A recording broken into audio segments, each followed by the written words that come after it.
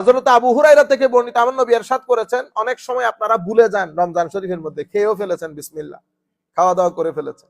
মান নাসিয়া ফা ইজা নাসিয়া আহাদুকুম, তোমাদের মধ্যে কেউ যদি ভুলে যায় সে রোজা রেখেছে, ফা আকালা আও শারিবা, খেয়েও ফেলেছে, ড্রিঙ্কও করে, সবকিছু হয়ে গেছে, সাডেনলি মাথায় এসেছে, আই খোদা আমি তো রোজা রেখেছি, তখন কিন্তু সে সবকিছু করে ফেলেছে।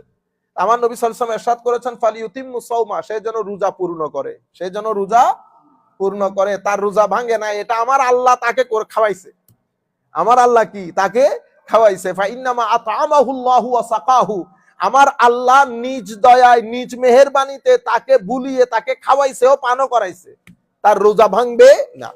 আপনি মুখের মধ্যে দুই তিনটা খেয়ে ফেলছেন, বাকিটা মুখে আছে, সাডেনলি যদি মনে পড়ে মুখেরটা ফেলে দিবেন, মনে পড়ার পর যদি মুখেরটা খেয়ে ফেলেন রোজা ভেঙে যাবে।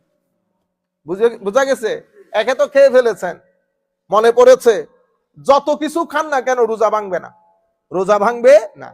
কিছু খেয়েছেন, কিছু মুখে আছে, এরকম কিছু যদি আপনার মনে পড়ার পরে গিলে ফেলেন তাইলে রোজা ভেঙে যাবে। তখন আপনাকে কি দিতে হবে? কাজা করতে হবে।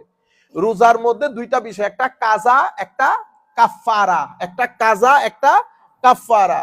আনইনটেনশনালি যদি রোজা ভেঙে যায় অথবা শারীরিক কোনো কারণে যদি রোজা ভেঙে যায়, আপনি কাজা করবেন রমজানের পরে। আমাদের মা বোনরা করেন, আমাদের মধ্যে ডায়াবেটিস কারো হাই হয়ে গেছে, কারো ব্লাড টেস্ট করাইতে যেতে হচ্ছে, রোজা ভাঙতে হয়েছে, উনি রোজা রমজানের পরে কাজা করে দিবেন। আরেকটা হচ্ছে কাফারা। কাফারা মানে কেউ ডেলিবারেটলি, ডেসপারেটলি, ইন্টেনশনালি যদি রোজা ভেঙে ফেলে,